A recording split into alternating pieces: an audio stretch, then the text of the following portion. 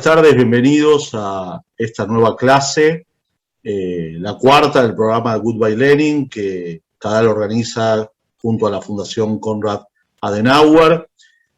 Como muchos ya sabrán, hoy es el aniversario número 32 de la caída del muro de Berlín, que dividió a las dos Alemanias.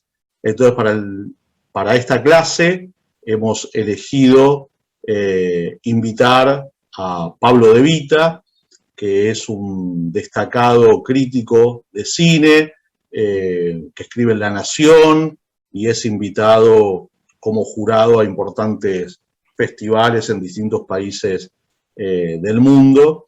Y bueno, tenemos el lujo de tenerlo hoy como expositor invitado para que en este día, precisamente, que se recuerda la caída del muro, nos hable sobre la filmografía alrededor del muro de Berlín, ¿no? Ya sea sobre el muro en sí o películas que se desarrollan en donde estaba el muro de Berlín. Así que es un gran placer contar con la presencia de Pablo De Vita, que les va a ir brindando la presentación sobre distintas películas que se hicieron en torno al muro, y vamos a ir compartiendo, y les voy a ir compartiendo pasajes de varias películas. Así que va a ser una clase cultural, así que espero que lo disfruten mucho. Pablo, bienvenido y muchas gracias por acompañarnos nuevamente. ¿Qué tal? Muy buenas tardes, Gabriel. Realmente el agradecido soy yo nuevamente por la convocatoria. En tu presencia y en tu figura también quiero agradecer profundamente a todo CADAL y por supuesto también a la Fundación Konrad Adenauer la posibilidad de compartir este espacio. También a tu fantástico equipo de organización que hemos estado en contacto todos estos días y están presentes aquí, como Nadia, Belén, Lisette, Victoria, y todo el resto de la organización que ha colaborado para que esta actividad pueda ser llevada a cabo en esta tarde, que como también decís, es un día muy especial porque, bueno, estamos precisamente conmemorando la caída del muro de Berlín. Entonces, dentro de este horizonte, para mí realmente es muy emocionante, por un lado, participar. Es una alegría también volver a reencontrarme con ustedes y también hacerlo de la mano de películas que en la vida de todo periodista, de todo crítico de cine y también de todo cinéfilo, un poco también conforman cierta noción de imaginario y un poco también nos conforman a nosotros como espectadores, ¿no? Porque vamos a hablar de películas que son muy distintivas en la historia del cine y que aparte han servido para los cinéfilos como un recorrido de vida a partir del cual incluso se pueden hilvanar momentos de la vida vivida a través de lo que significa el cine. Es por eso que para mí realmente es muy lindo hablar de cine, concretamente de cine en este espacio, y hacerlo además en ese diálogo directo con películas de tanto impacto en la historia del cine mundial, y hablando a partir de la presentación de este conjunto, de este programa denominado precisamente Goodbye Lenin, que es, como ustedes saben, una de las películas más exitosas de la historia del cine alemán y una de las más referenciales cuando se habla del hecho de la caída del muro de Berlín, esta película dirigida por Wolfgang Becker, que es un director que visitó nuestro país en ocasión de un festival de cine alemán con una película posterior, pero al que indudablemente todo el mundo asocia y seguirá asociando, creo por siempre, a esta película tan extraordinaria alrededor de lo que significa la reflexión y no lejos del humor de los tiempos vividos en derredor del muro de Berlín y particularmente en los momentos de su caída y de su disolución. Entonces, me voy a referir más adelante a esta película como un elemento muy importante. Voy a intentar dar una visión macro que también involucre otros títulos y que quizás no son tan conocidos del cine alemán, pero que bien valen la pena para poder reflexionar en esta convocatoria, en este encuentro y en esta clase. Para hacer temblar un poco a la organización, voy a empezar hablando de algo que va a poner en alerta a los espías, lo cual es fantástico, porque esta es una transmisión grabada, este es un chiste que hago siempre con esta clase a través del tiempo, pero bueno, ahora que ampliamos las posibilidades a través de las diversas redes y de que además esto queda grabado, se amplifica un poco lo que uno dice, entonces alertamos a los espías y a los confabuladores, pues voy a hacer referencia precisamente como puntapié y como piedra basal para comenzar a hablar de esto de un historiador marxista, que es Eric Hobsbawm. Pero lo importante de Hobsbawm, que es que en su libro Historia del siglo XX, su libro de 1994, dice que el siglo XX fue corto, o sea, lo hablamos entre comillas, como un siglo corto, que sitúa entre el estallido de la Primera Guerra Mundial y precisamente la desintegración de la Unión Soviética, anticipada o iniciada por la caída del muro de Berlín.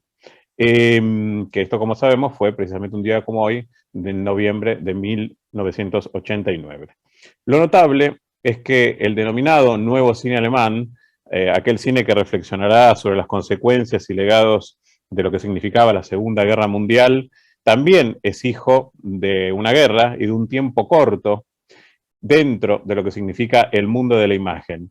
Aquel que se inicia con el fin de precisamente la Segunda Guerra Mundial y termina como modelo hegemónico a finales de la década del 70 y principios de los años 80.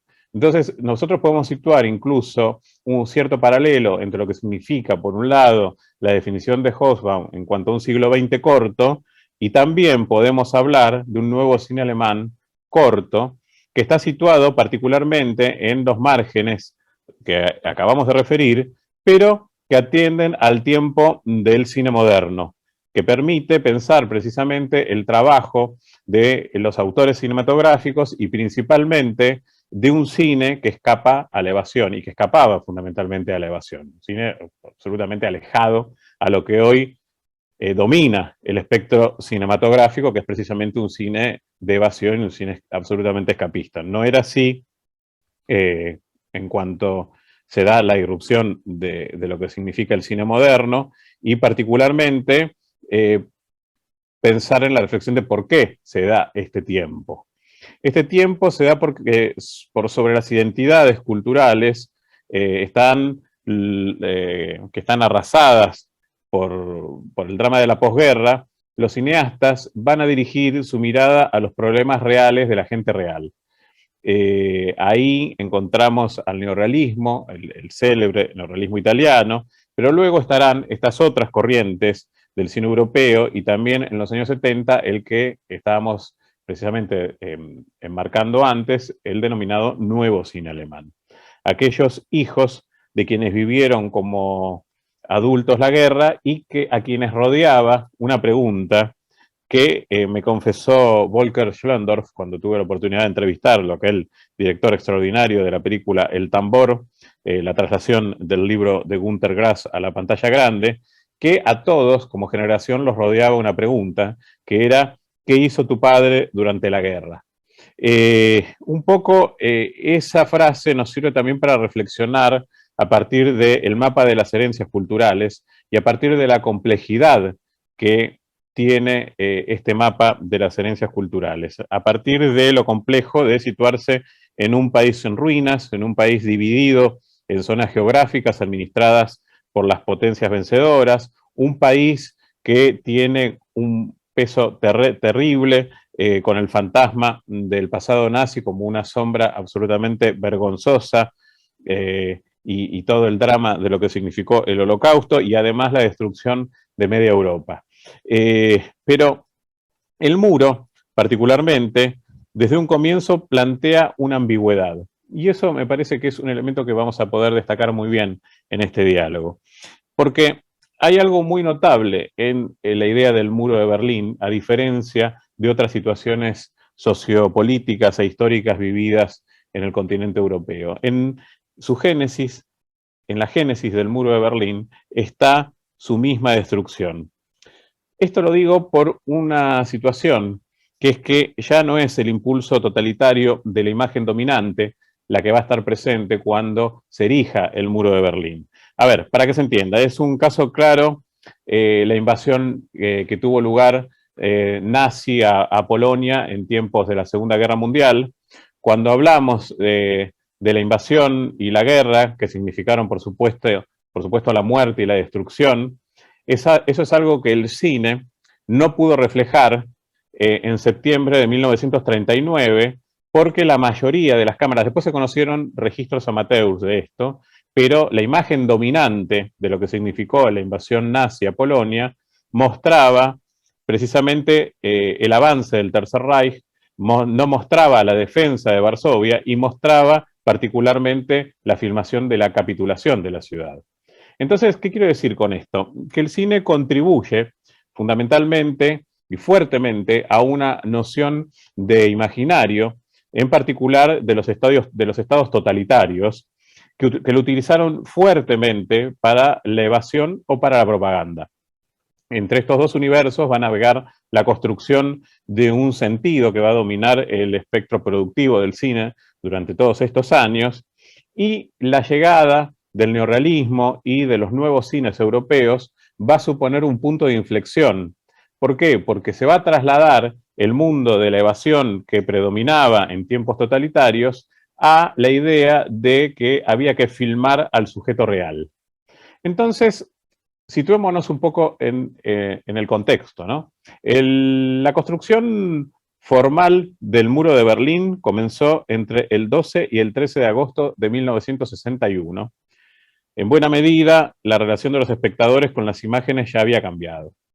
Werner Faustich y Helmut Korte consideran la existencia de un modo de ver el cine que se extendió entre 1961 y 1976, y señalan este periodo de gran ambivalencia y de retrocesos extremos como puntos críticos.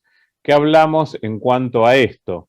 Lo podemos referir a nivel político a la construcción del muro de Berlín, como decíamos antes, en el 61, también las pruebas nucleares intensificadas desde 1961, también la invasión de Bahía de Cochinos en 1961, la crisis de Cuba del 62, tenemos el asesinato de Kennedy en el año 63, los asesinatos de Malcolm X y de Martin Luther King, 65, 68, bueno, diversos años, con todo el marco de lo que significaban los disturbios raciales acrecentados desde 1961 en adelante en los Estados Unidos, y además la Revolución Cultural China desde el 66, y particularmente todo lo que significa en ese contexto la guerra de Vietnam entre el 65 y el 75. Entonces, los autores dan cuenta de evidentes signos del opuesto. ¿Qué quiero decir con esto? Los movimientos de derechos civiles en Estados Unidos, la tendencia hacia la liberalización con diferentes grados en los estados que pertenecían al denominado bloque del Este, la emigración desde el Este hacia Occidente, los movimientos estudiantiles, en especial post-1968 y particularmente desde a posteriori de mayo del 68 francés, y sobre todo el surgimiento de una nueva cultura que va a tener la juventud y que va a ser la cultura rock, que va a ser el símbolo característico. Entonces, volvamos un poco, a partir de tener todo este escenario mundial, a esta idea principal que sostienen los autores de ambivalencia o ambigüedad. La ambigüedad parece ser clave en el cine moderno, que se desarrolla particularmente desde el neorrealismo, y la ambivalencia hacia la ruptura y la reorientación, teniendo también un corrimiento de lo nacional a lo transnacional, junto a nuevas formas de expresión, va a estar presente en esta tendencia a la globalización de ámbitos vitales. ¿Qué quiero decir con esto? Que el rock va a pasar a ser el denominador común de mayorías, en este caso amalgamando a la juventud de todo el mundo. No va a representar solamente a una tendencia, a un grupo de un país específico, a una corriente específica. Va a ser precisamente una sintomatología universal que va a unir generacionalmente a toda una juventud global. Entonces, hay que tener en cuenta que el esfuerzo, el trabajo, el estatus, todos denominadores comunes de lo que significaba hasta ese momento la respetabilidad burguesa, van a ser reemplazados por una juventud que tenía otros denominadores comunes. ¿Cuáles son estos otros denominadores comunes de esa juventud? La no violencia, la autorrealización, la música, la desnudez, la igualdad de sexos, el amor libre. Digo, hay que tener en cuenta que todo esto sucede mientras estamos pensando dónde quedó ese muro, dónde quedó el muro de Berlín. Y entonces, ¿dónde queda el muro? Queda como la anomalía del sistema. Dicho de otro modo, para que quede un poco más claro, fue el ejemplo no solo del totalitarismo, sino de un modelo de comunicación arcaico, la construcción y el desarrollo del mismo muro, porque estaba sustentado en la voz única y hegemónica. La idea de muro está sustentada en una voz única y hegemónica. Pero hay un problema, el mundo ya había cambiado y no existía un acuerdo sobre esta idea. ¿Qué quiero decir con esto? El muro se erige para separar y para, particularmente, como todos sabemos, quienes tenemos una medianera, para establecer una adentro y una afuera. Pero si separo, hay una contingencia del otro lado del muro. Hay un muro que se erige como realidad material visible para los separados, claramente. Entonces, sucede algo muy particular ya epocalmente. Los ya separados de los dos lados, en consecuencia, no pueden disfrazar esta noción de imaginario. Por eso fue muy clave entender cómo se denomina a este muro de Berlín. Por un lado, fue denominado por la socialista República Democrática Alemana, la RDA, como muro de protección antifascista, y por parte de los medios de comunicación y de la opinión pública occidental como muro de la vergüenza. Entonces, ¿qué quiero decir con esto? Desde el primer momento en el cual se erige el muro podemos decir que nació roto como discurso dominante, porque no tiene precisamente la potestad de erigirse como ese discurso dominante. Entonces ya tenemos la simbología de un discurso único que ya no existe, ya no está la simbología de ese discurso único. Por otro lado, también tenemos que decir esta idea que incluso funcionó en épocas de dominio territorial por parte del nazismo y la construcción de sus horrorosos guetos. En los guetos también había una pared y una adentro y una afuera distinto, pero acá la idea del adentro y del afuera nunca pudo ser instalada. De un lado y del otro estaban alemanes, incluso con parientes de un lado y del otro del muro. Entonces, todos están afuera de la realidad que plantea el muro. Pero todos por otro lado están adentro de lo que significa el muro, contenidos por lo violento de la separación. Entonces, hay una realidad en la cual se empieza a estructurar un discurso en el cual nadie cree en esta separación impuesta, a diferencia de lo que pasaba con otros muros, como señalaba antes, en la vergüenza de la Alemania nazi, en el horror generado por la tragedia que enmarcó a millones en el mundo, la barbarie del nazismo. La diferencia fundamental es que el discurso comunicacional, al no ser hegemónico, está roto. Entonces, llegamos a 1962 y tenemos un paralelo con lo que significa además esta construcción del muro, que es la crisis de la industria del cine norteamericano, que hace que tenga una producción infinitamente menor comparada a la de los años 40. Y además se desarrolla una individualización estética que hace que surjan nombres y que surjan precisamente los nombres de los directores como preponderantes en el desarrollo de un discurso cinematográfico y de la construcción de una poética de la imagen.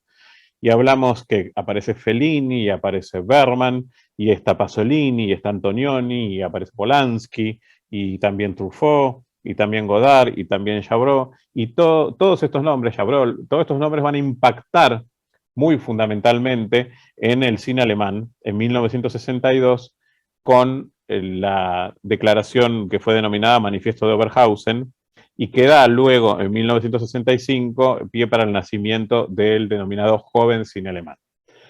A principios de los 60, el cine alemán navegaba por aguas de películas seriadas, con Freddy Quinn y Alfred Boher, películas triviales, películas no inquietantes en lo ideológico, eran películas básicamente de construcción para mayorías, pero, atención, estas películas estaban hechas en la República Federal Alemana y expresaban la crisis del cine, cuyo elemento más importante era la quiebra de los estudios UFA en 1962. Estudios UFA que habían dominado la creación y el discurso de la imagen cinematográfica desde tiempos del periodo mudo en Alemania, con una notable preponderancia en tiempos de la República de Weimar al amparo de lo que había significado el expresionismo, ¿no? Pero en la República Democrática también sabemos que será una tensión entre arte y política muy fuerte, que sin embargo va a brindar productos muy reflexivos. Entonces, para comenzar este recorrido a través del muro, me voy a detener en dos películas. Vamos a ver más adelante elementos de una, simplemente la voy a nombrar ahora. Una es Cielo sin estrellas, de Helmut Koiner, realizada en la RFA, y la otra es El cielo dividido, de Conrad Wolf, realizada en la RDA. La primera es una película sobre el muro, sin muro, porque la película está situada en 1955. Pero ya existía, en 1955, la frontera y la división territorial. Entonces, la síntesis la plantea muy bien Hans Günther Plauf, que nos señala, hacia el final de la guerra, hablando de la historia de esta película, Anna se había enamorado de Gerhard Friese, pero la joven pareja le faltó tiempo para casarse. Gerhard cayó en el frente poco después y Anna dio a luz un niño.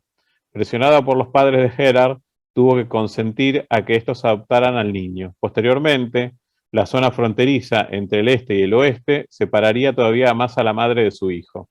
En 1952, cuando la frontera entre las dos Alemanias era todavía relativamente permeable, Anna cruza a nado el río Saale, para poder visitar al pequeño Jochen, y según todos los indicios, no es la primera vez que lo hace. Es entonces cuando conoce a Karl Altmann, policía de la Alemania Occidental estacionado en la frontera. Otto Friese y su mujer no se muestran nada contentos con la visita de Anna, y sobre todo cuando la joven declara su intención de llevarse al chico. Forzada por las circunstancias, Anna se escapa una noche con el chico, pero este se extravía al cruzar la frontera. Karl Altmann, haciendo caso omiso del reglamento, lleva al niño a la zona este de Broditz, donde Anna vive en casa de sus abuelos. La familia Friese presenta denuncia por secuestro, con lo cual surgen nuevas dificultades para Anna y para Karl, que han acabado enamorándose. Karl pierde su puesto en la policía fronteriza, Anna y Karl cruzan la frontera repetidas veces clandestinamente. La mayoría de las veces se citan en las ruinas de una estación que está fuera de servicio, en tierra de nadie. A medida que pasa el tiempo, aumentan la vigilancia y la fortificación de la frontera. La pareja decide entonces emprender una nueva vida en la zona occidental, llevándose con ellos al pequeño Jochen. Pero el intento de fuga fracasa. La segunda película, a la cual hacía mención, es El cielo dividido, que también enmarca su historia antes de la construcción del muro, si bien tomó un libro de Christa Wolf que también es de 1963. Sucede que Conrad Wolf primero leyó un manuscrito del libro y decidió filmarlo. El citado Günther Plauf nos cuenta la historia de la película. Rita recuerda cómo conoció al químico Manfred Herfurth en un baile. En aquel entonces ella era algo ingenua y él demostraba serenidad y seguridad en sí mismo. Juntos visitaron a los padres de Manfred. Este tenía conflictos con su padre por diferencias políticas. Rita es entonces admitida en el Instituto de Formación Docente y se va a vivir con Manfred.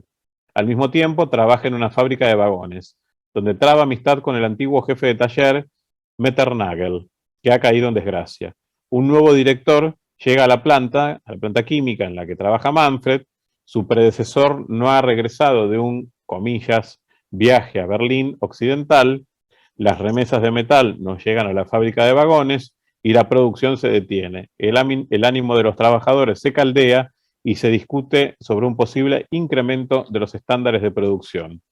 En la universidad, Rita presencia encarnizadas discusiones ideológicas, generalmente protagonizadas por representantes de la línea dura y oportunistas políticos.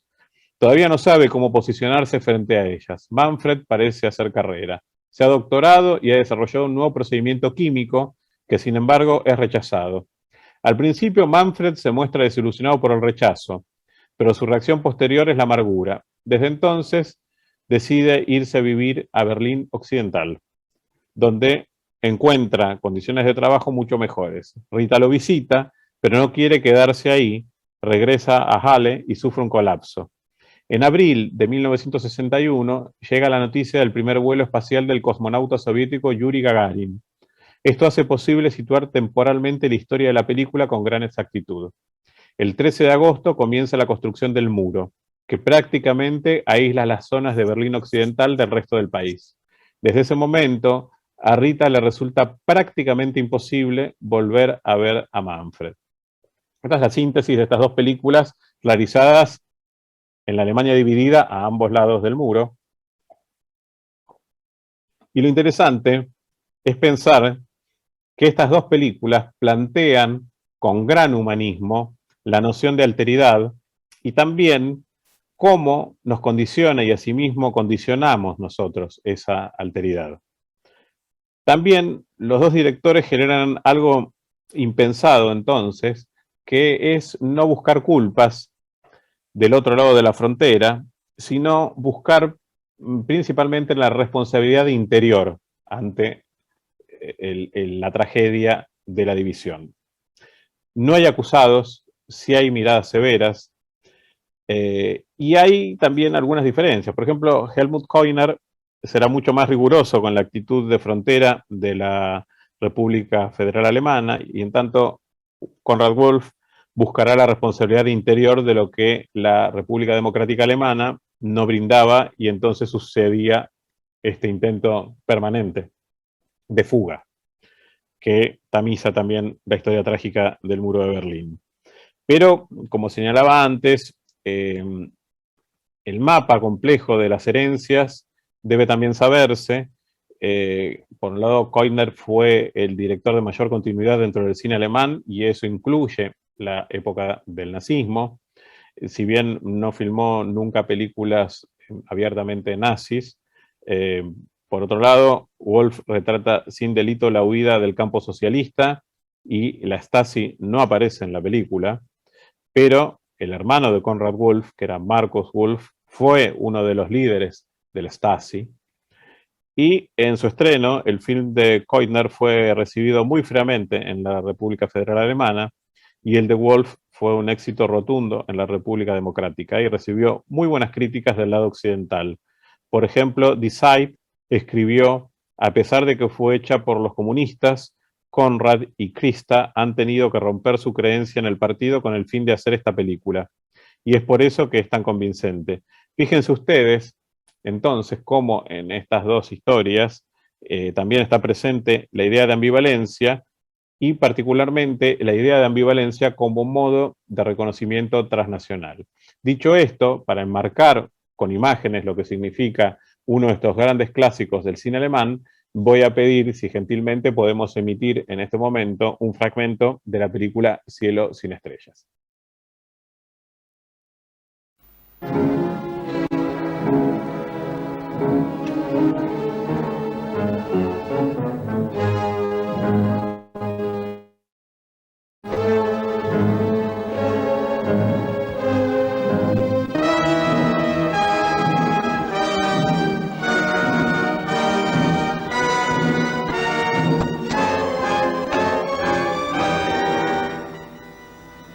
Dieses ist die Geschichte der Fabrikarbeiterin Anna Kaminski aus Broditz in Thüringen und des Grenzpolizisten Karl Altmann aus Oberfeldkirch in Oberfranken.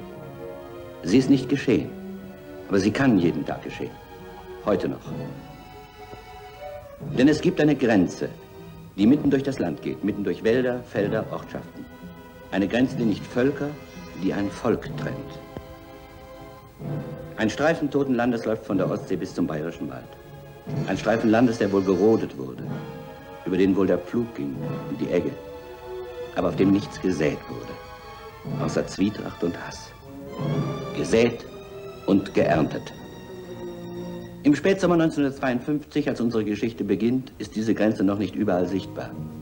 Sie scheint ein Provisorium zu sein, an das sich Hoffnung knüpft. Umso schärfer wird sie bewacht, hüben und drüben. Aber an den Flüssen und in den Wäldern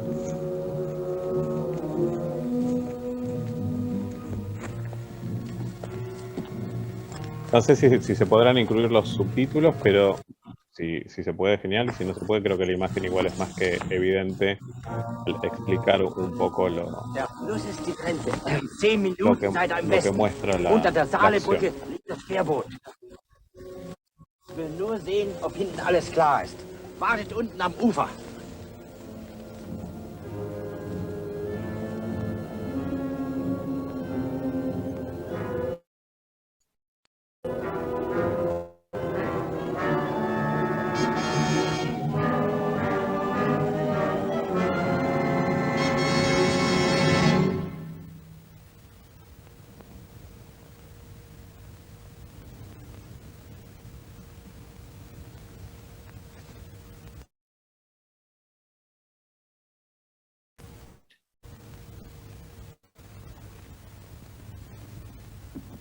Vorboot. Zurück, Leute, ihr habt Pech gehabt. Könnt ihr denn nicht lesen? Da hinten steht doch Ende der Deutschen Demokratischen Republik. Oder wollen die Herrschaften ins Ausland verreisen? Darf ich denn mal die Abmeldungen und die Reisegenehmigungen sehen? Und die Warenbegleitscheine oder Ausfuhrgenehmigungen für die Klamotten? Ach, sieh mal an, Herr Direktor Klitsch aus Grimma. Ja. Das ist ja interessant. Ya en la película se evidencia el rígido control de fronteras entre las dos Alemanias, se puede evidenciar muy bien lo que significaba el modelo represivo de migración entre una Alemania y la otra, también el establecimiento de alambrados, de zonas de territorio de nadie, el denominado No Man's Land, y por supuesto también lo que significa la represión política, como se puede ver en este caso en el intento de evasión. Eine, hey!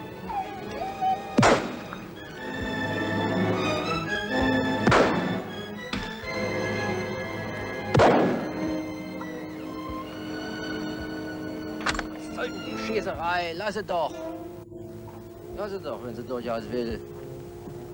Die schwimmt prima. Der Mann ist tot. Was? Ja, Herzschlag. Wahrscheinlich aus Angst. Sehen Sie mich denn dabei an?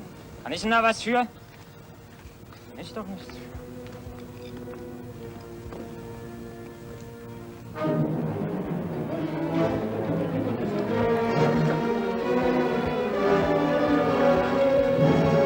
Una gran película de Helmut Koiner, Cielo sin estrellas, y fíjense ustedes como ya en 1955 existía la frontera y la división territorial, aunque no estuviera demarcada todavía por los límites precisos de la construcción del muro, pero sí en cuanto a la idea de represión totalitaria de lo que significaba la posibilidad de emigrar de una a otra Alemania. Una película realmente impactante, como ustedes pueden ver, que no esconde para nada lo que significaba la represión política en cuanto se planteaba la idea de migración por parte de una de las dos partes hacia la otra parte de Alemania.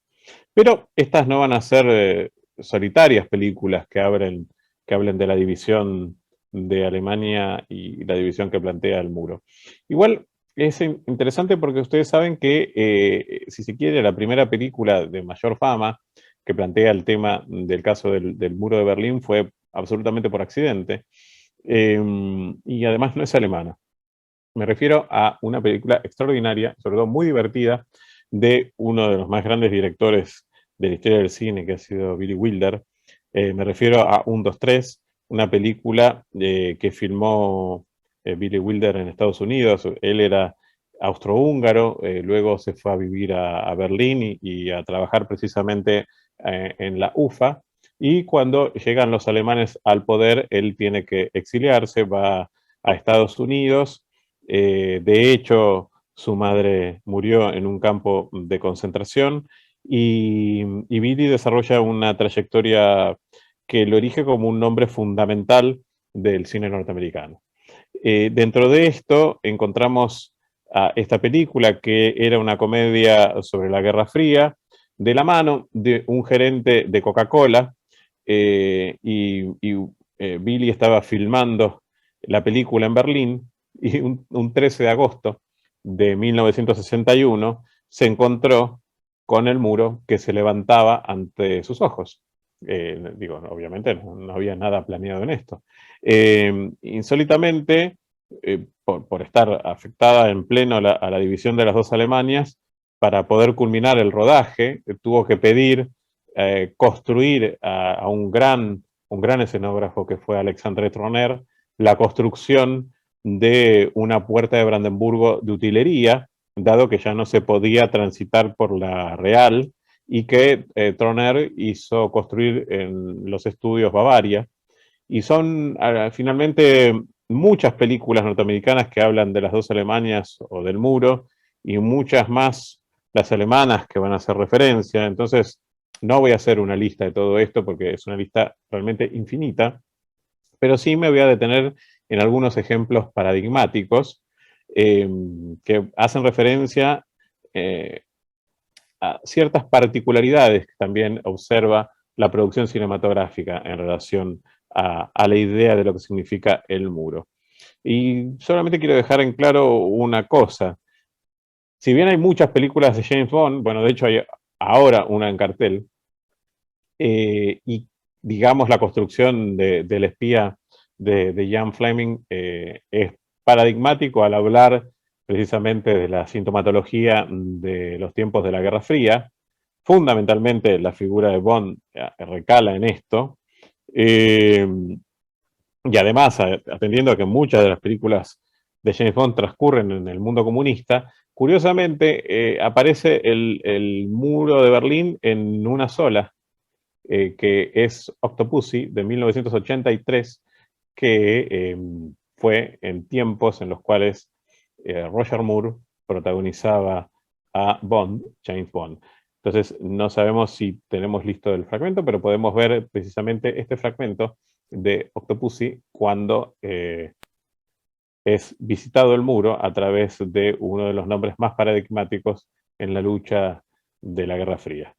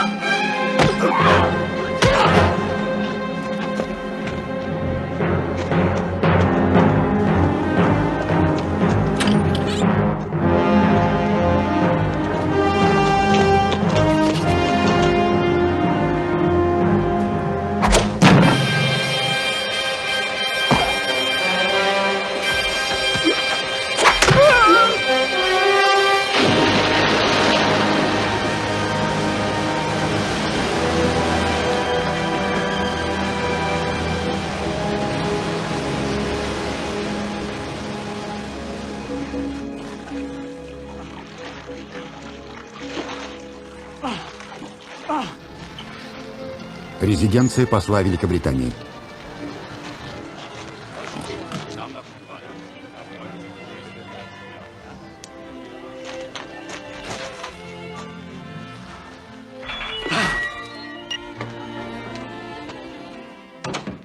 Господин посол, все собрались.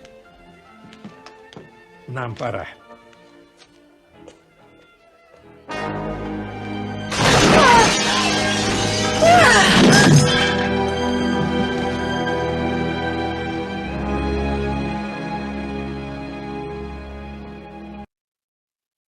Es curioso, ¿no? Porque vemos el muro apenitas por ahí, digo, pero no es una presencia significativa la del muro de Berlín en la construcción de la saga de Ian Fleming. Si bien, como decía antes, el cine norteamericano puso su piedra basal en el muro de Berlín por accidente y cuando el muro estaba construyéndose de casualidad ante los ojos de Billy Wilder. Billy Wilder era un gran comediante, un gran cineasta, pero un hombre con un timing para construir guiones extraordinario, un pulso de comedia fantástico. Entonces tenía diálogos. Por ejemplo, no hay más que cruzar la frontera al Berlín Este. Y entonces otro responde, para usted es fácil decirlo porque es soltero, pero si yo deserto, adivinen qué harían con mi familia. Colocarlos de espalda al paredón y fusilarlos. Mi esposa y mi suegra, también mi cuñada y mi cuñado. Y camaradas, hagámoslo. Algunos policías de Alemania Oriental eran rudos y suspicaces, otros eran suspicaces y rudos. Un poco esta era la idea que rodeaba siempre los pasos de comedia verbales que construía con acierto Billy Wilder en sus películas. Y en el libro Billy Wilder, Vida y Época de un cineasta, la biografía del director escrita por Ed Sikov, se dan cuenta de pormenores de la situación de lo que significó el rodaje de 1, 2, 3. Dice, la Puerta de Brandenburgo es el monumento más conocido de Berlín, símbolo de la antigua grandeza imperial de Alemania y de su deterioro relativamente reciente. Ese monumento iba a servir de punto central para varias secuencias de 1, 2, 3. Para ello se requerían, por supuesto, los permisos de al menos 2 gobiernos. A los alemanes occidentales les encantó complacer a Wilder. Para convencer a los alemanes orientales, Billy les explicó a grandes rasgos los planos de lo que quería rodar, pero omitió mencionar algunos detalles. En concreto, olvidó mencionar que la motocicleta de Piff lleva adherido en el caño de escape un globo con el texto Ruski Go Home, que se va inflando a medida que la moto avanza, claro, por el aire del caño de escape. Un día nublado, de mediados de julio, el elenco y el equipo salieron de su cuartel general en el Berlin Hilton hacia la locación de rodaje, en la Strasse des 17 Juni, en el amplio boulevard de Berlín Occidental que atraviesa la puerta de Brandenburgo, con el brillante globo amarillo firmemente atado a la moto. Horst Buchholz aceleró hacia la puerta mientras un camión lo seguía con la cámara montada. A la mañana siguiente, un regimiento de policía de Alemania del Este impidió que Wilder filmara del otro lado de la frontera.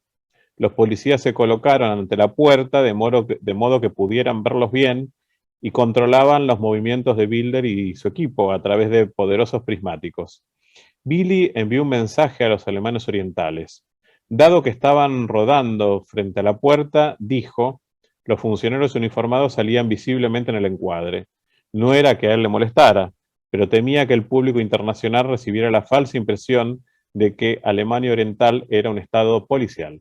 Esto es el mensaje que transmitió el director. Entonces consiguió que los oficiales se dispersaran y Wilder reinició las negociaciones para filmar la secuencia como quería y desde los ángulos que se le antojaban, entre ellos los que tenía que tomar desde Berlín Este. Los alemanes orientales estaban dispuestos a reiniciar las conversaciones, pero esta vez insistieron en leer el guión, algo que sabemos que es habitual en todos los estados totalitarios, esta idea de censura previa al hecho artístico. Y él respondió, no le mostraría mi guión ni al presidente Kennedy. Y eso puso fin a la cuestión. Como consecuencia de su respuesta, el presupuesto de 1, 2, 3 se disparó inmediatamente, ya que, como señalaba antes, Billy Wilder tuvo que pedirle al director de arte, Alexandre Troner, que construyera una réplica de la Puerta de Brandenburgo en un estudio de Múnich. Y entonces vamos a ver ese momento de 1, 2, 3, cuando precisamente se atraviesa esa Puerta de Brandenburgo de ilusión.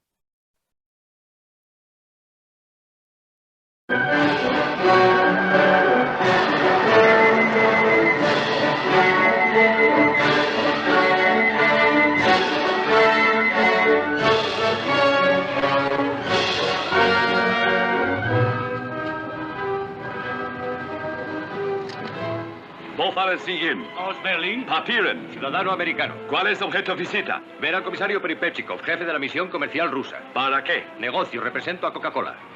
¿Coca-Cola? ¿Tienen pruebas? Sirve esto.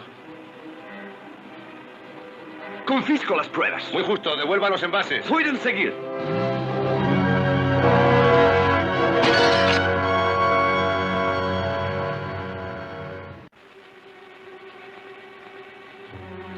Dispénseme usted. Esta idea es una locura. No saldrá bien. Lo siento, estoy asustado. Procure calmarse, Schlemmer. Es una orden. Sí, señor. Yo también tengo miedo. Y no es por mí, ¿no? Sentiría que le pasase algo a mi nuevo vestido. Le compraré media docena más. Dicen que se hospedan en el Gran Hotel Potemkin. ¿Sabe dónde está? Sí, señor. Antes era el Gran Hotel Göring y mucho antes el Gran Hotel Bismarck.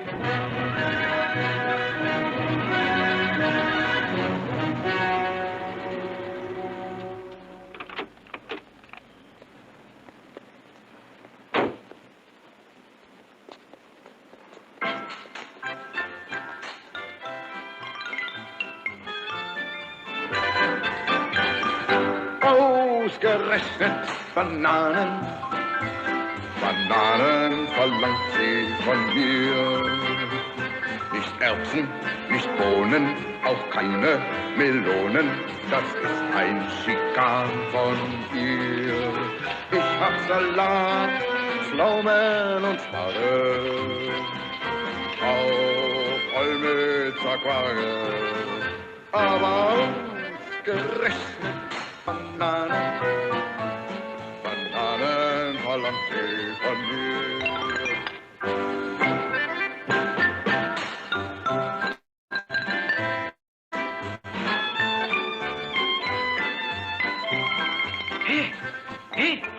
¡Господин McNamara! ¡Ay, a mis viejos amigos, Karl Scharner y Karl Marx! Veo que trae la dama rubia con usted. ¡Siéntanse, amigos, siéntanse! Usted aquí, Fräulein. He dicho Karl Marx, lo Groucho. ¿A qué debemos este inesperado placer? Como son de la misión comercial, vengo a comerciar. ¿Coca-Cola? No, pero he oído que les gustaría que Fräulein Ingeborg trabajara con ustedes. ¿Quiere vender su secretaria? Cierto. ¿Por una secretaria rusa? Error. No se lo reprocho. Las nuestras tienen forma de samovar. Veo su proposición muy interesante. Diga qué podemos ofrecer. En realidad todo lo que quiero es un pequeño favor. Pequeño favor, gran favor, lo que sea. Hay un tal Otto Ludwig Piffol detenido por la policía oriental. ¿Qué ha hecho? El granuja me robó un reloj de cuco. ¿Quiere recuperar reloj? Error. ¿Quiere recuperar Piffol? Cierto. Imposible, mi amigo. No podemos intervenir en asuntos internos de Soberana República de Alemania Oriental. Sin Piffol no hay trato. Vámonos, Ingeborg. Espere, ¿qué prisa tiene? Procedamos a discutir cuestión. En Rusia hay un proverbio. No se ordeña vaca con manos en bolsillo. ¡Herr Ober! ¡Vodka! ¡Caviar! ¡Herr Kapellmeister! ¡Más rock and roll!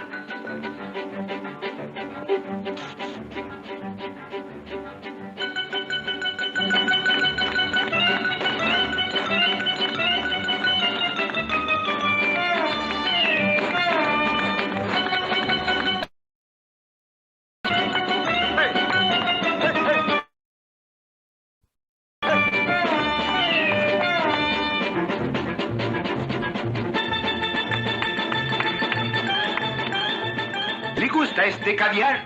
Le daremos 100 kilos. Quiero a Piffol.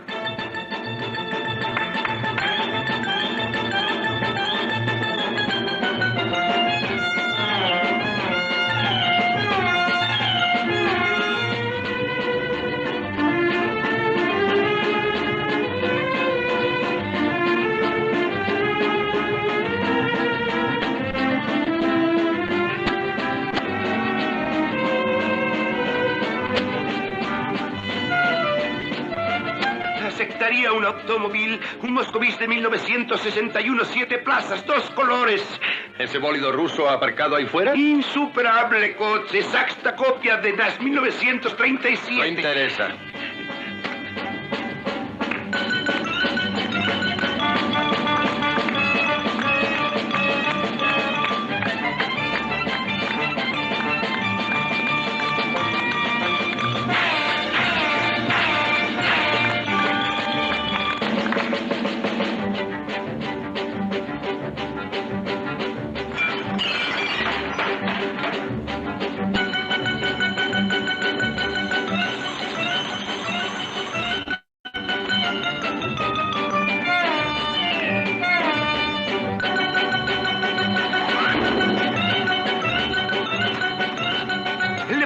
cigarrillos chinos, tapices armenios, yogur búlgaro. Bífolo nada. Ya sé que tenemos un almacén de conservas dejadas en préstamo y ariendo. Son las 5 y no llegamos a ninguna parte. Ingeborg, póngase los zapatos. Un momento, por favor. Conferencia en la cumbre. Antes de cerrar trato, exigimos derecho de inspección. Lo veto. Lo suponía. Bien, camaradas, ¿qué nos queda por hacer? Él tiene lo que queremos. Tendremos que aceptar este vil chantaje capitalista. Decida el voto. Yo voto sí. Yo voto sí. Son 2 de 3. Trato hecho. Camaradas, antes de que sigan, debo advertirles. Yo no pertenezco al secretariado de refrescos. Soy un agente secreto encargado de vigilarles. En tal caso, yo voto no. No hay trato. Pero yo voto sí. Otra vez 2 de 3. Trato hecho. Bueno, una genialidad absoluta, 1, 2, 3, quien pueda verla la va a pasar muy, muy bien, y me parece que en estos 4 minutos se sintetiza muy bien todo el horizonte tanto de crítica política como de humor en la construcción de la película de Billy Wilder. En particular, Billy estaba muy al tanto del enfrentamiento entre ideologías y las contradicciones, sobre todo del estilo de humor que subyacían en este enfrentamiento de ideologías. Él, en 1939, había hecho el guión de Ninotchka, la película de Ernst Lubitsch, y ya sabía un poco de lo que significaba el humor ruso, y esto, en particular, obviamente, el sentido del humor por parte de los comunistas, como decía él, y esto en 1961, él decía que no había cambiado demasiado. Él decía... Esto decía Billy Wilder: no creo que los rusos sean un pueblo muy divertido. No tienen sentido del humor, quizás soy primitivo, pero la alegría no es su fuerte. Tienen payasos en los circos, osos bailarines, canguros que juegan al fútbol y se parten de risa con eso. Pero no es mi idea del humor. A comienzos de los 60, los alemanes del este eran estalinistas más fervientes que los rusos. Durante el rodaje de 1, 2, 3, nos invitaron a un cineclub donde proyectaban Piso de soltero, una película memorable de Billy Wilder. Encontraron la película maravillosa, ya que mostraba a la perfección la depravación del sistema capitalista y cómo un hombre, para avanzar en su carrera, utiliza los medios innobles como prestarle a su jefe la llave de su casa para encuentros amorosos. Me dijeron que era típico de Nueva York, de los Estados Unidos. Yo les respondí, dice Billy Wilder, que lo mismo podría suceder en cualquier parte, no solo en Nueva York, sino también en Estocolmo, Buenos Aires o Tokio. Sin embargo, tengo que admitir, les dije, que en Moscú no podría ocurrir. Eso los puso muy contentos. Entonces les dije por qué. En Moscú nadie podría usar la llave de su departamento para hacer el amor con una mujer a escondidas, porque al entrar se encontraría con las otras 6 familias que viven ahí. Y eso no les hizo mucha gracia. Vamos a pasar entonces al segundo y último fragmento de 1, 2, 3.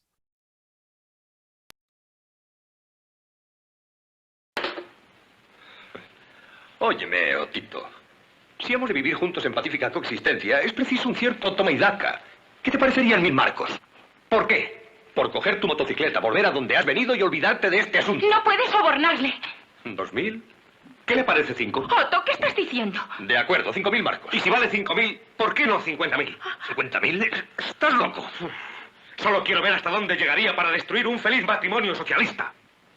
Escupo en su dinero. Escupo sobre Fort Knox. Escupo sobre Wall Street. Un arranque muy antihigiénico, ¿no? Usted y los suyos están perdidos. Conquistaremos el Berlín Oeste, marcharemos sobre Europa Occidental, les enterraremos. Hazme un favor, ¿quieres enterrarnos? Pero no os caséis con nosotros.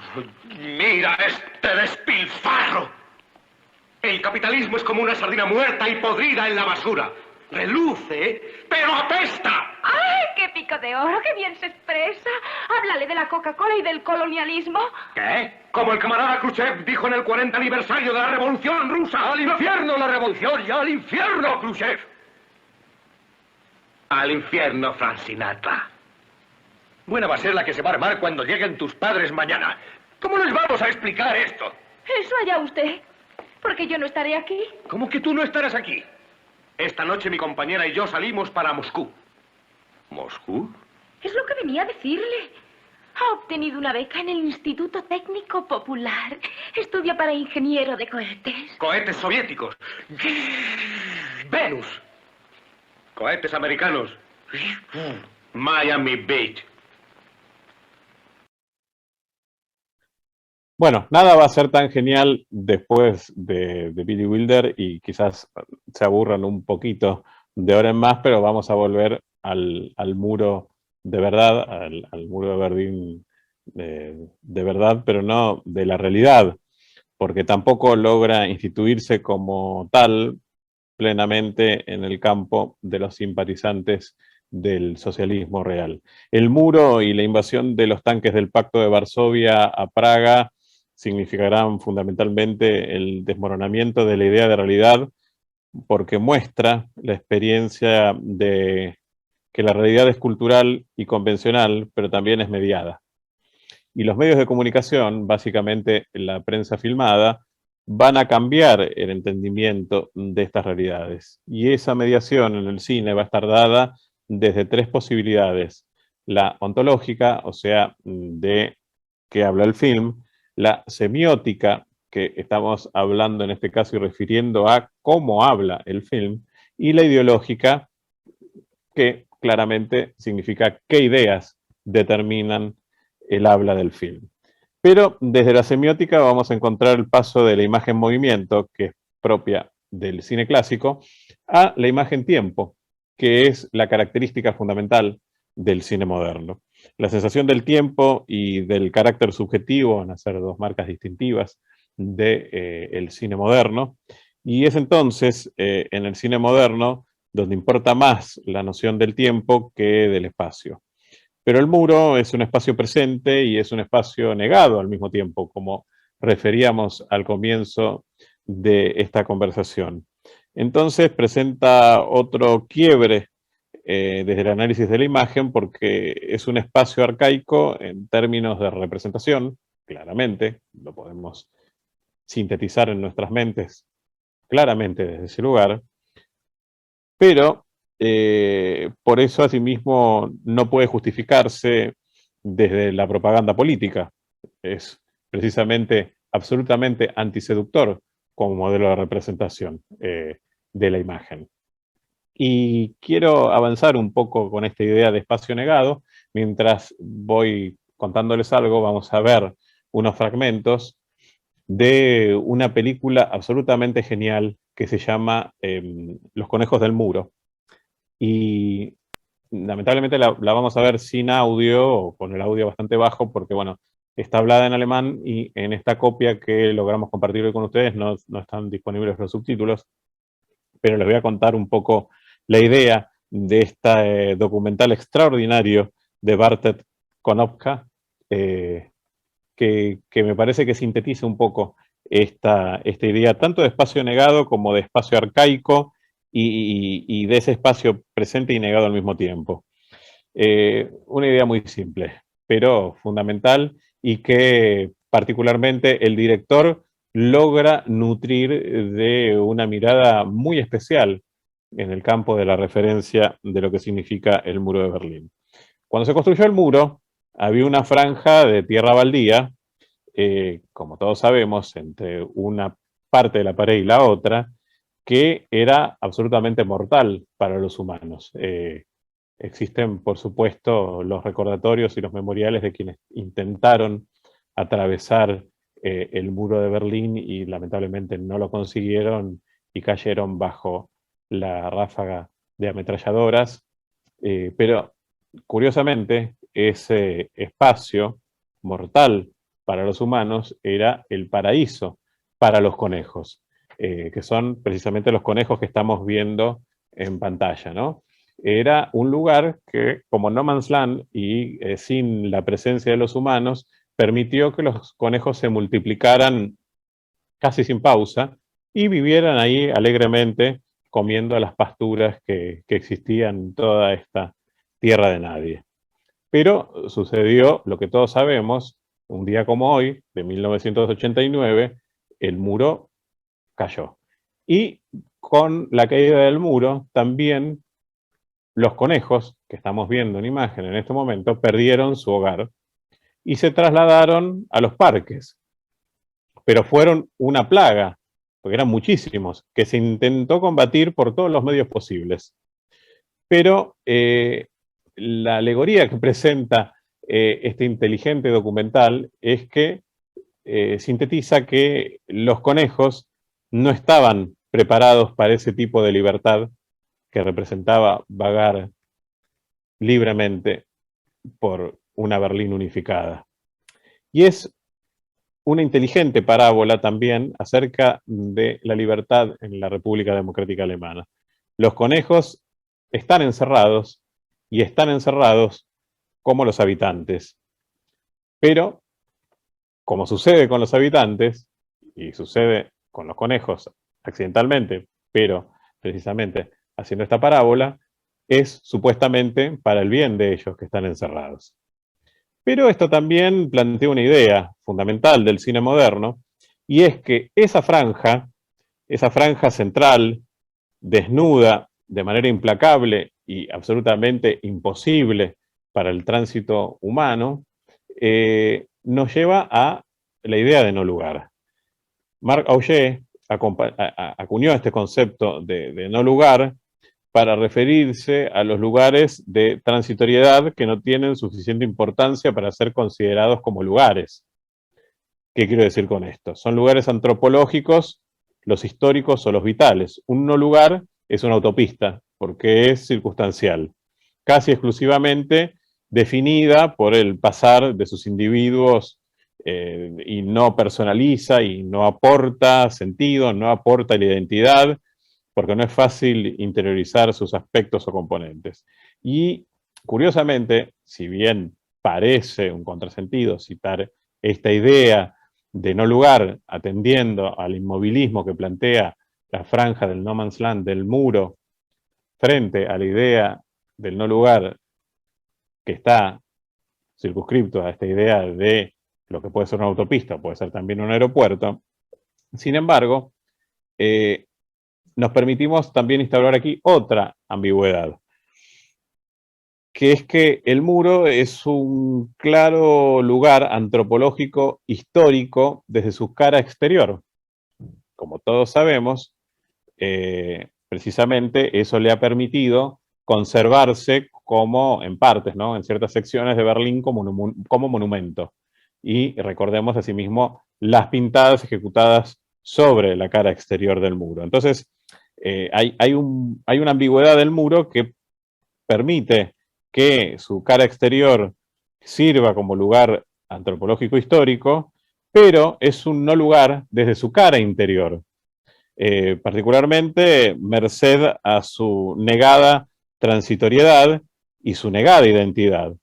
Esto es como decir que es el no lugar del no lugar, en cierto sentido, porque es la autopista que no podemos atravesar. Y con esto quiero hacer precisamente un refuerzo a esta idea, porque los lugares son generadores de derechos, y entonces, si decimos que los lugares son generadores de derechos, también tenemos que decir que los no lugares son también no derechos. Y de esta perspectiva, los lugares de tránsito serían espacios de no derechos. Entonces, fíjense ustedes, ¿no?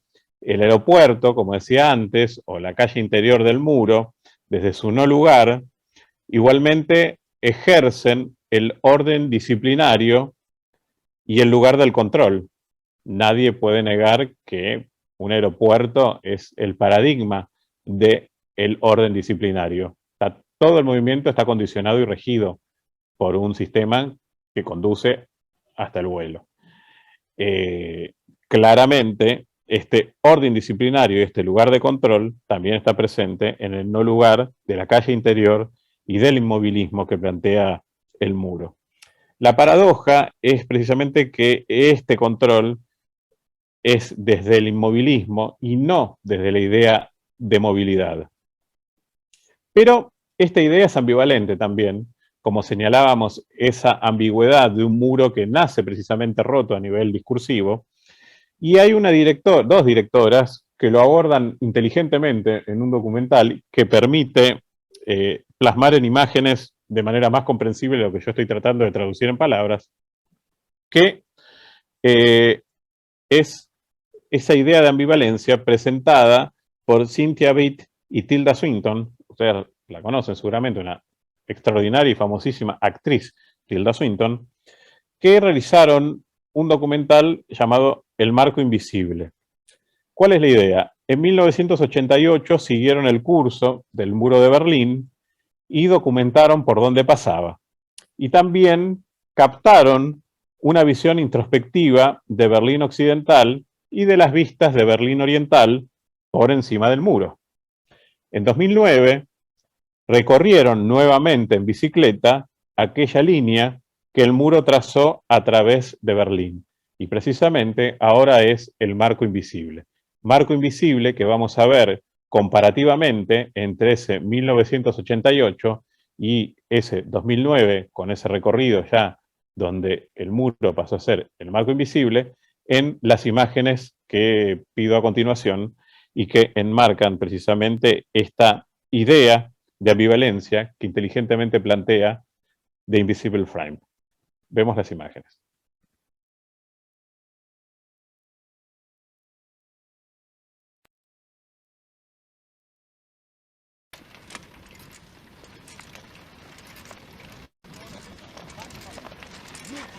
Ausland in Leerschaften verloren, nur kleine Kugel gewonnen. Wo ist die Kugel? Wo die Kugel? Weißt du was?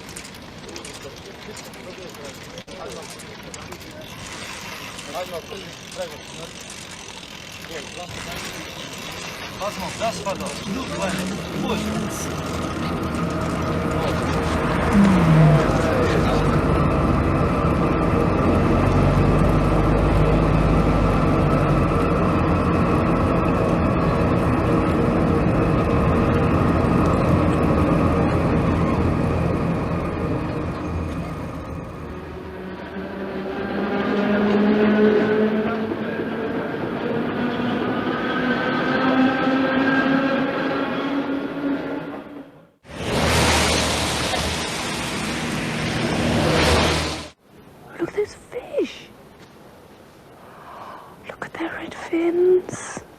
And they go all silver when they turn. Oh, and they're beautiful. Come on. Come on, come closer. Oh, I want to swim, I want to swim, I want to swim. Oh, I want to ride my bicycle right into the lake. Come on. Call the plumber. Hang the washing. Remortgage the house. Dig the garden, pay the phone bill, phone the garage, mend the school bag, make the bee costume, prune the roses, plan the treehouse, climb the high hill, hunt the thimble, do the fandango.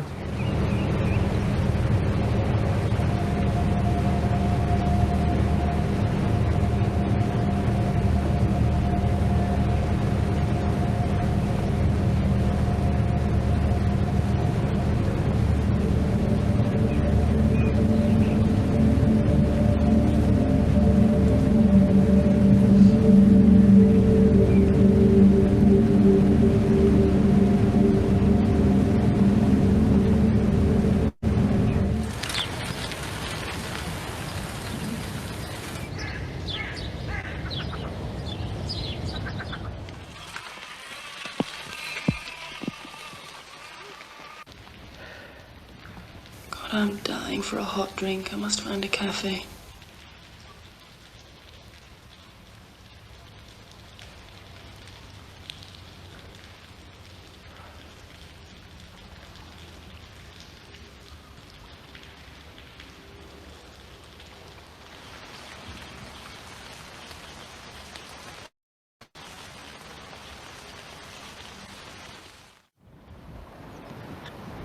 A wall, oh pretty wall.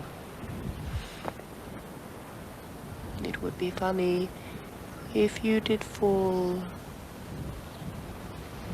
and people could over you step and go about their business. Oh wall, oh pretty wall.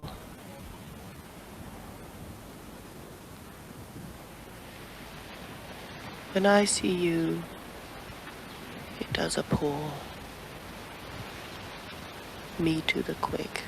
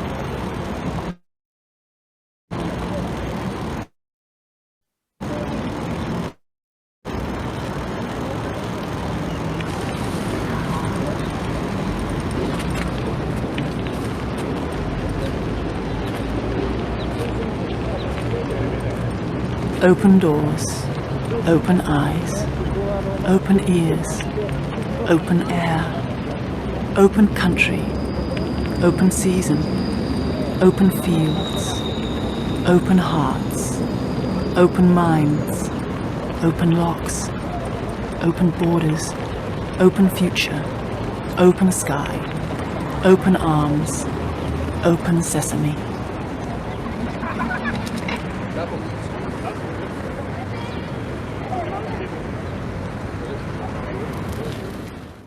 Extraordinario este trabajo de Cynthia Beat y Tilda Swinton, que nos sitúa, como ustedes podían ver claramente, en los dos hemisferios de la imagen. Por un lado, en la grabación realizada en 1988, un año antes de la caída del muro, y luego en 2009 recorriendo los mismos sitios por donde el muro había estado presente. Es interesante porque aparte se puede plantear un concepto de relación concepto-imagen, tal como dice Julio Cabrera, en este sentido, que es un encaminamiento. Esto él lo plantea en sentido heideggeriano, que significa ponerse en camino, y esto es muy interesante porque es un concepto-imagen que se instaura y funciona dentro del contexto de una experiencia. ¿Qué hace falta tener para poder entender y utilizar el concepto? Y este entendimiento se presenta muy bien en The Invisible Frame a partir del cambio, porque cambia el paisaje, pero principalmente, y esta es la clave del cine contemporáneo, que ha rodeado también este discurso de sentido a través del muro en este encuentro y en esta tarde, el pensamiento fundamental es, más allá del cambio del paisaje, es cómo cambio yo ante ese paso del tiempo. Entonces, hay que entenderlo desde el siguiente modo, que el cine es un lenguaje instaurador, porque el cine tiene pretensión de verdad, pero desde el cine desarrollado principalmente por directores europeos desde la Segunda Guerra Mundial, es un cine que no tiene la pretensión de una verdad instauradora, lo cual es muy distinto a esa pretensión de verdad como lenguaje instaurador. ¿Qué quiero decir con esto? No es la única verdad la que existe en la imagen, sino la verdad subjetiva desde donde se construye el verosímil. Esto lo podemos ver muy bien en lo que dice Tilda Swinton. Nos dice, ¿cómo era yo en 1988 cuando recorría el muro en bicicleta? ¿Cómo cambió el paisaje, pero cómo cambié yo en relación a ese paisaje sin el muro? ¿Cómo ese paisaje me cambia? Y esta eficacia la consigue desde una perspectiva múltiple, la película de Tilda Swinton. Voy en bicicleta, veo la perspectiva del mundo desde la bicicleta, pero veo a Tilda Swinton en bicicleta. Y es a través de esta eficacia cómo consigue conmover e impactar la película documental El marco invisible, porque precisamente nos sitúa en esa reflexión del paso del tiempo y también particularmente a partir de la verdad subjetiva que se construye a partir de este verosímil que nos plantea la imagen, ¿no? Ahora bien, hemos hablado mucho de lo concreto del muro, de su presencia claramente material, más allá de su carácter simbólico, pero fue posible también pensarlo desde otras perspectivas. Y eso sí, claro que fue posible, y de una manera fabulosa. Y sobre todo, la idea de pensar atravesar el muro antes de la caída del muro. ¿Cómo era posible plantear una historia en la cual, sin estar la idea de la persecución y la idea latente de ese espacio negado como sinónimo de muerte, se pudiera atravesar el muro sin sufrir sus consecuencias, y particularmente también conocer lo que señalábamos antes, que era la cara interior, la cara del no lugar que planteaba este muro? Y eso sí, fue posible gracias a una película extraordinaria, que invito a quienes no la han visto a que por favor la vean, que es Las alas del deseo, la película de Wim Wenders, que construye una poesía visual sobre una ciudad llena de ángeles, y que encuentra aquel ángel que se enamora y por lo tanto desea ser humano y amar. Las alas del deseo también tiene un título alternativo, que es el título en español, al título original, que es la traducción específica de El cielo sobre Berlín. Y todo esto sucede, particularmente esta historia de amor celestial, en una ciudad dividida por el muro, pero una ciudad que está dividida por el muro y que solo los ángeles pueden atravesar. Solo los ángeles pueden atravesar el muro de Berlín. Y es interesante porque la poesía imita a la realidad y en este caso produce una complacencia. Y el verosímil es lo posible, pero no lo factual. Todos sabemos que es imposible ver a un ángel atravesando una pared, por lo menos en un sentido ordinario o cotidiano de la vida. Y esta película, y también la película basal que da marco a estos encuentros, que es Goodbye Lenin, nos permiten pensar la temporalidad, pero piensan incluso en el propio pensamiento sobre esa temporalidad. No casualmente, la protagonista de Goodbye Lenin vive una pausa temporal que la lleva a despertar luego de la caída del muro. Pero ella no debe saberlo, como todos sabemos en esa historia. En el caso de la película de Wenders, se piensa el tiempo eterno, el tiempo del ángel, el tiempo limitado de la existencia humana y el límite también que impone la geografía, incluso la geografía del muro. Son personajes reflexivos que se buscan a sí mismos, y también aquí entra en juego un concepto mucho más poderoso de libertad en la película de Wim Wenders, porque más allá de la libertad factual de poder ir y venir a través del muro o a través de la frontera, como planteaba la idea de la película Cielo sin estrellas, también está el concepto de libertad de conciencia. En Wenders, asimismo, es un viaje por el límite del espacio construido, y en ese viaje por ese límite de espacio construido que finalmente se atraviesa de manera angélica, me permito citarlo a Wenders. Dice: recuerdo muy bien a Miss van der Rohe con sus increíbles casas muy bajas, con grandes techos planos, grandes ventanas, todo en Cinemascope. Las casas que yo dibujaba eran así también, nunca de 2 pisos, cosa que detestaba, con grandes ventanas y espacios y un patio interior. Era mi sueño. El ventanal intenta eliminar el límite. Wenders traspasa y transita esa idea de la frontera material. Por eso, el lugar elegido por Wim Wenders para la conversión del ángel Damiel en humano es precisamente el espacio negado del muro. Y decía Wenders, Siegfried Krakauer hablaba de la redención de la realidad física, comprendiendo la ternura que el cine puede mostrar respecto a la realidad. El muro sirve como reflexión sobre la incomunicación, sobre la realidad, la soledad, sobre la muerte. y también en este caso se amplifica el horizonte negado del muro, porque también Wenders añade en la idea del muro la posibilidad de redención. Pero por sobre todas las cosas, estamos en 1987 y estamos viviendo la historia desde un tiempo y un espacio en suspensión. Como no tenemos nosotros en este encuentro mucho más tiempo, voy a pedir el segundo fragmento de Las alas del deseo para poder ver precisamente la conversión de el ángel Damiel en humano, que se sitúa en el marco referencial del espacio negado interior de la calle interna del muro de Berlín.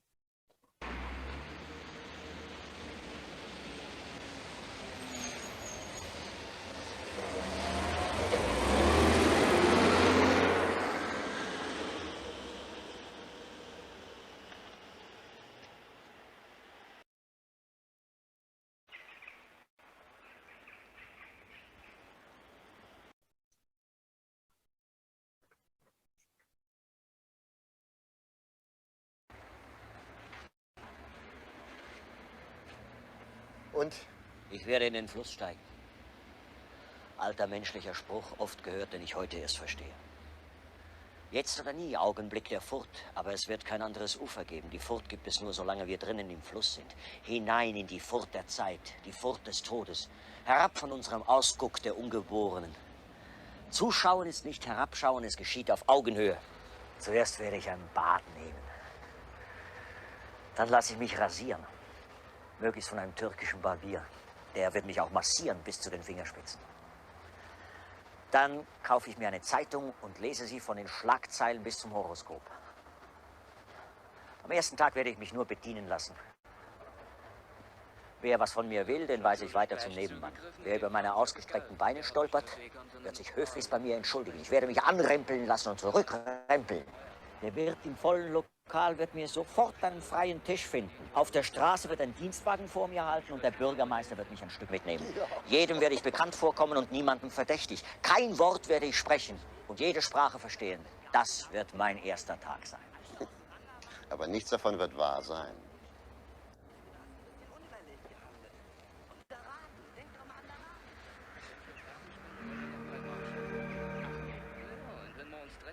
Fernseher auch behalten, weil in Karl-Marx steht, da kriegst du eh kein Westen drin, ne? Und die aktuelle Kamera, die kannst du auch in schwarz-weiß sehen. Na, sehen wir, ne? Was bist du denn mit der aktuellen Kamera?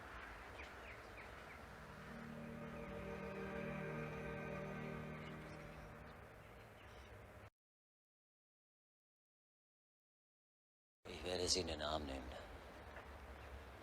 Und sie wird mich in den Arm nehmen.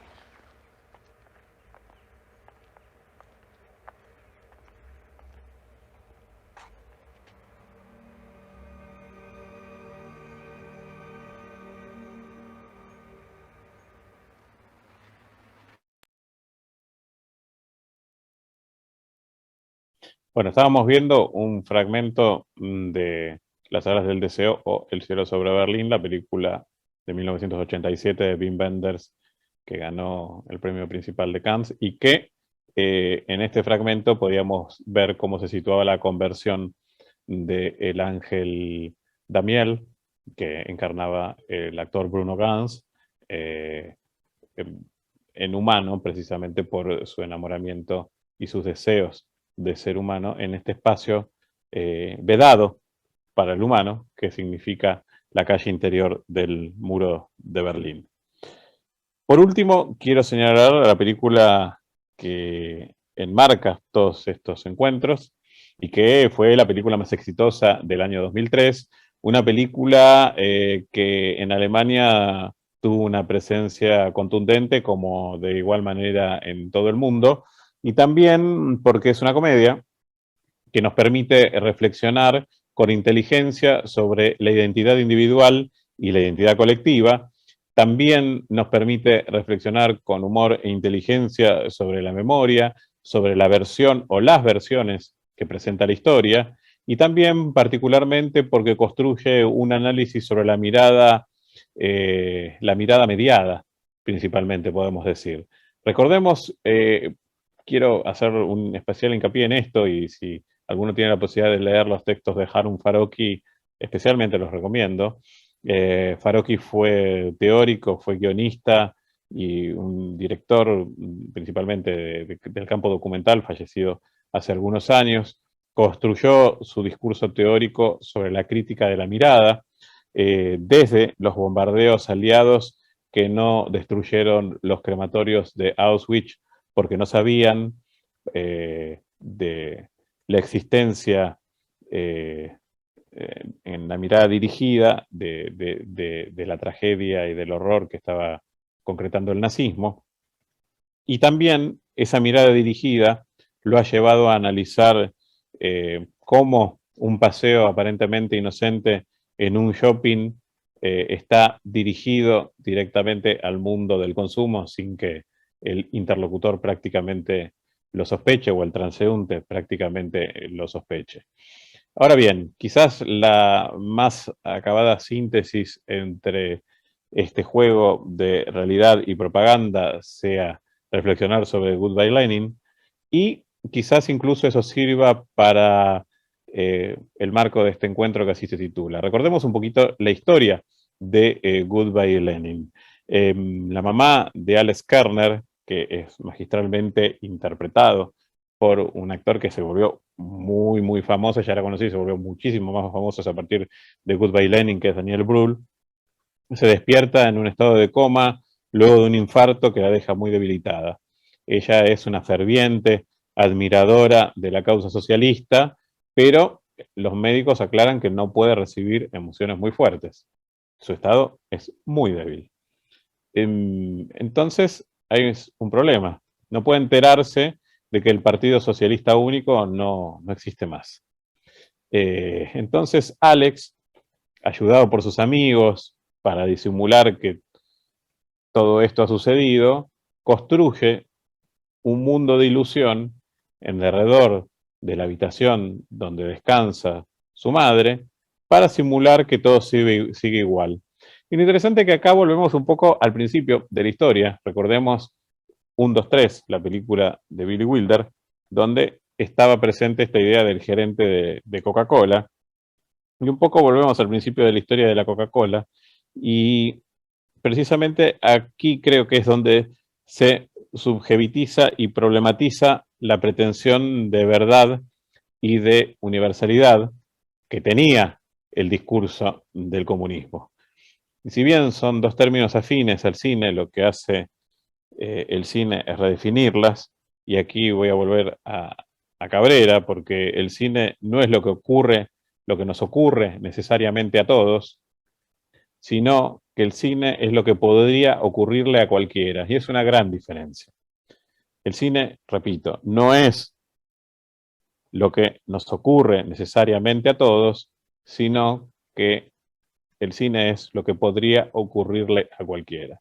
Y ahí ya plantea una diferencia ontológica fundamental con el discurso del campo del socialismo real, donde la forma de la propaganda era precisamente lo que ocurre necesariamente a todos.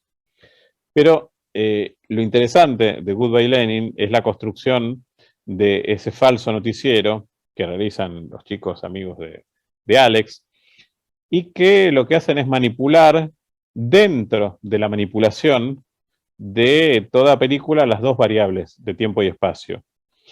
Y además lo interesante es que plantea el mismo inmovilismo del muro. No puedo irme. Cuando me voy, mi realidad cambia.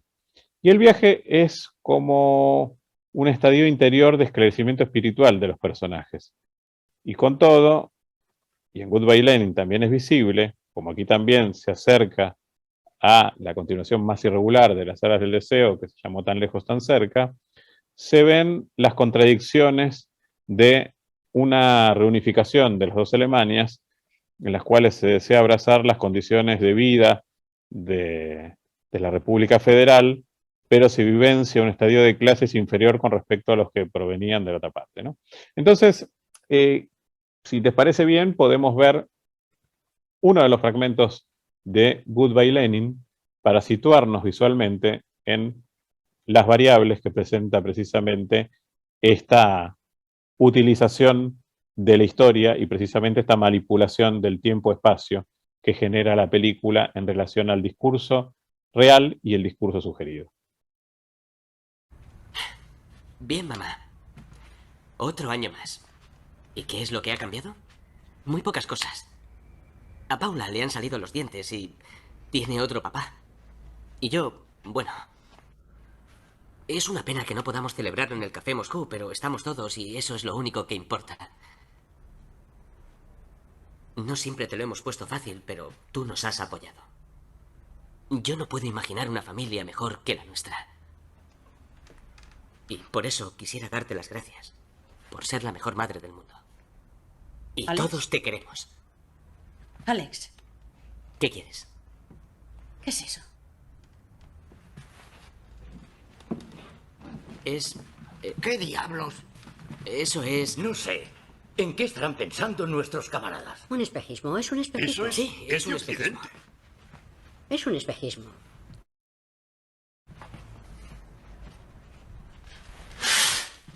Debe haber algún motivo. Tranquilízate, mamá. Para todo hay una explicación. Vamos. Bien. Chicos, ¿por qué no cantáis? ¡Lara! ¿Sí? Espera un momento. ¡Lara! Vamos, vamos, cantad. Cantad, niños.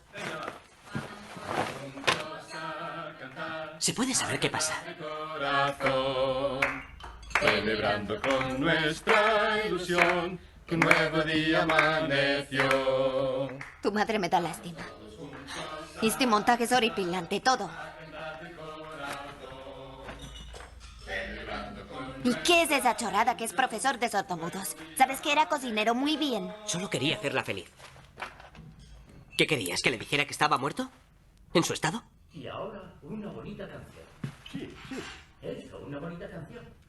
¿Con eso quieres decir que ya no importa si mientes o no? Feliz cumpleaños, que este nuevo año sea el Lara. mejor. Feliz cumpleaños y que este nuevo año sea el mejor. Bien, felicidades.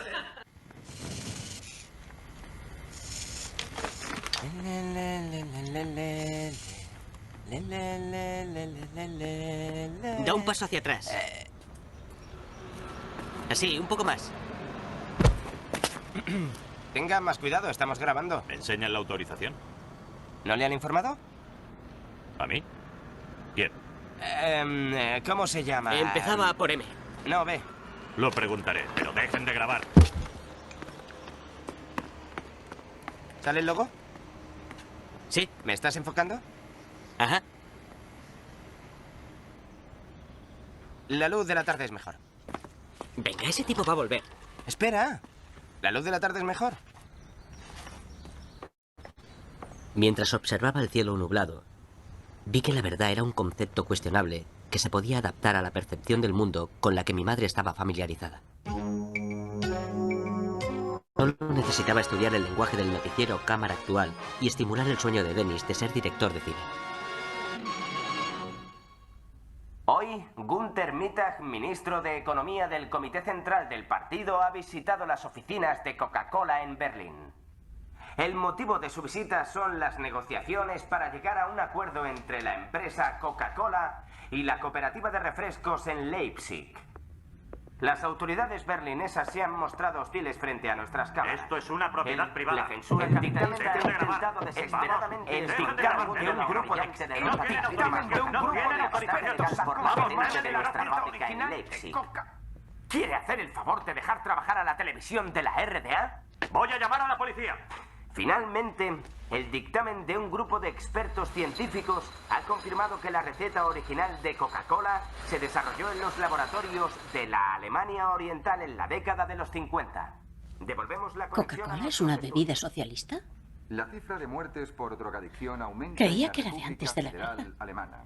¿Lo ves, mamá? De agosto se han registrado Occidente lleva años aprovechándose. Un 60% más que durante el mismo periodo del año anterior. En apenas unos años. Es muy interesante porque aparte Goodbye Lenin nos plantea cómo era y cómo es la constitución de los mass media hoy las más media están regidos por la velocidad. No sabíamos dónde estaba. En el dirigismo comunista estaban regidos por la planificación, como podemos ver en ese fragmento que acabamos de ver. Si quieren podemos bajar un poco el sonido y dejar correr la película para hacer el cierre respectivo. Son 30.000 marcos. Nuestro dinero, el dinero de toda una vida. ¿Y dice que no vale para nada, capitalista de mierda? Pero señalando un poco el concepto en relación a lo que significa precisamente esta idea de los más media, como decía antes, hoy regidos por la velocidad y en el dirigismo comunista por la planificación, en lo particular lamento decirles que no creo que ninguno de los dos casos sea absolutamente libre. Los medios hacen una selección de los acontecimientos siempre, si bien sustentados en distintos parámetros que se tornan más mixtos dentro de las democracias occidentales. Esto es claramente muy distinto de lo que sucede en Cuba, de lo que sucede en Vietnam o en China, el país contemporáneo de la, creo, más peligrosa paradoja que se plantea para Occidente. Pero en todos los casos se realiza una construcción simbólica que permite al colectivo un entendimiento y un posicionamiento frente al mundo.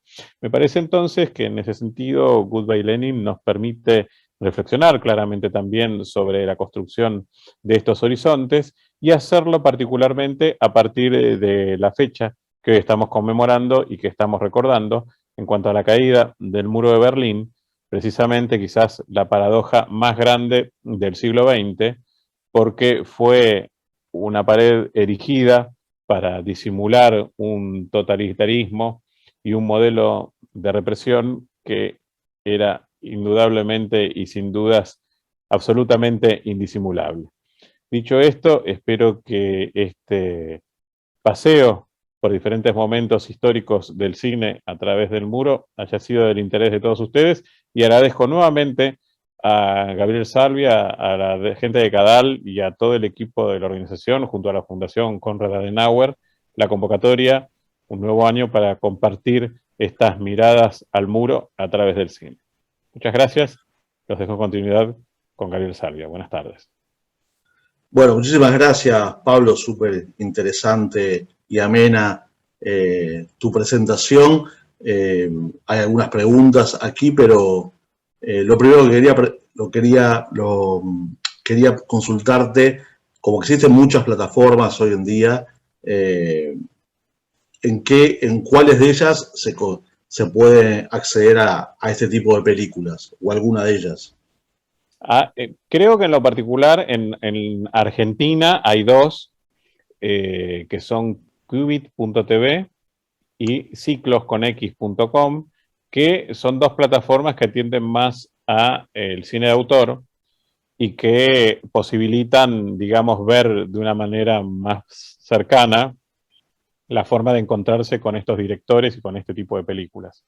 Las plataformas más tradicionales o más masivas, desgraciadamente, no tienen la cantidad de material de acervo histórico que muchas veces este tipo de plataformas pensadas para otro tipo de consumo sí tienen, y me parece que en la Argentina son las dos más orientadas al consumo del cine clásico, del cine de autor, ¿no?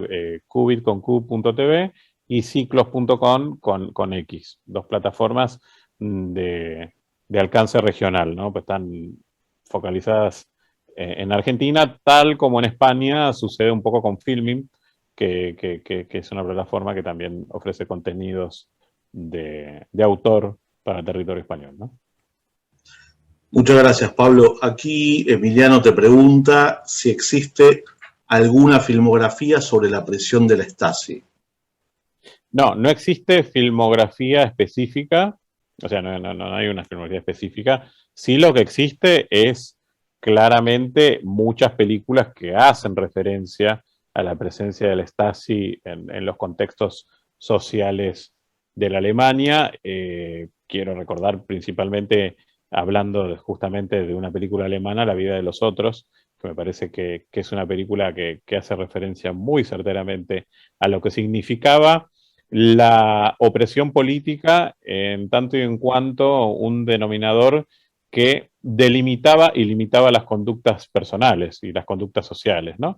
Y cómo esa película evidencia muy bien cómo es el accionar de la policía secreta en derredor del individuo para someterlo y sojuzgarlo, ¿no? Me parece que es una película extraordinaria que recomiendo como parte de estas miradas a lo que puede significar el universo del Stasi en el cine, pero creo que es una película basal como para poder construir una mirada de lo que significa el universo de la injerencia del Estado en las libertades individuales.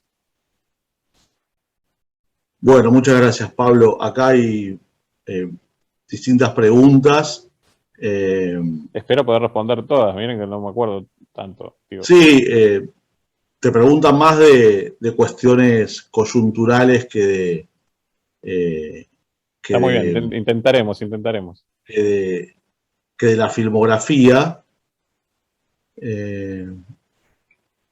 pero mientras tanto, bueno, te pregunto otras películas que ayuden a entender el contexto de, recordando la caída del muro de Berlín y luego el colapso. Bueno, hay una película fantástica que es La Promesa, la película de Margarete von Trotta, que también habla de una historia de amor construida en las dos Alemanias y que es una historia de amor que se cristaliza a partir de la ejecución del muro de Berlín y cómo esa historia de amor intenta subsistir a través de las alcantarillas que inevitablemente siguen conectando a las dos Alemanias, ¿no?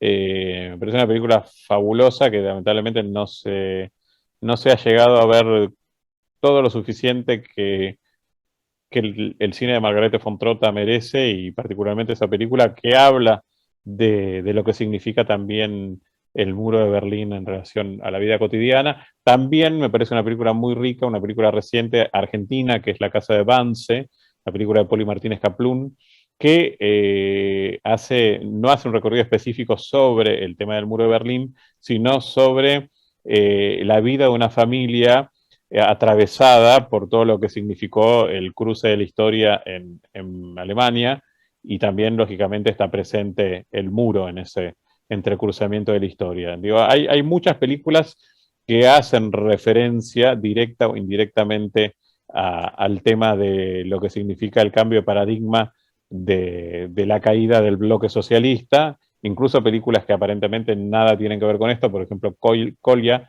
la película de Jan Sverák, la película de República Checa ganadora del Oscar, que construye la historia de un chelista que es un bon vivant, digamos, en tiempos de la caída del comunismo, y queda a cargo de un chiquito ruso, y que, sin embargo, asiste también al derrumbe del bloque socialista y asiste particularmente al derrumbe de la antigua Checoslovaquia, dentro de lo que significaba la órbita soviética, ¿no? Y de la disolución del comunismo en ese país.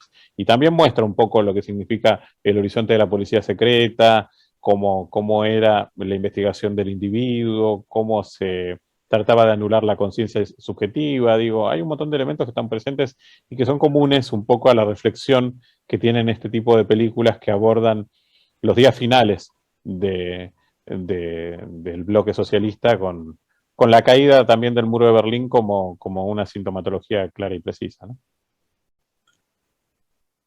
Bueno, Pablo, muchísimas gracias. Ahí les acabo de compartir, uno de los participantes nos escribió que por Telegram hay canales donde se pueden descargar muchas de estas películas, y acá compartía 1, 2, 3. Así que bueno, Pablo, te agradecemos muchísimo por tu valiosa participación, y por favor, les agradezco a ustedes. Espero que haya sido de interés para los participantes, para los asistentes, que les haya gustado la conversación que hemos tenido. Es difícil, yo sé, hacerlo con una situación mediada como es el universo digital y particularmente lo que es Zoom y las redes sociales.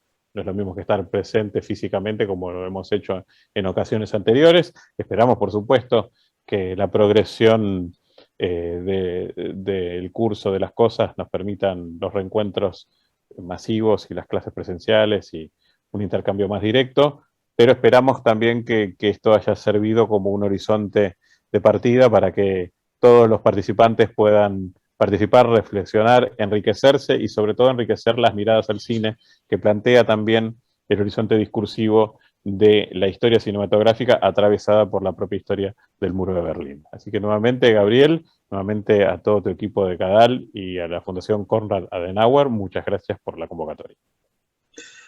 Muchas gracias de nuevo a ti, Pablo, por compartir todo tu conocimiento sobre la filmografía, en especial sobre el Muro de Berlín. Muchas gracias y nosotros continuaremos el programa con la clase de mañana. Será un placer. Y pido disculpas por los nombres alemanes mal pronunciados, pero bueno, son defectos del ponente. Bueno, muchas gracias de nuevo, Pablo, y bueno, nosotros nos volvemos a encontrar mañana, y bueno, de nuevo muchas gracias a todo el equipo y a la Fundación Konrad Adenauer por organizar esta actividad junto a CADAL. Hasta mañana.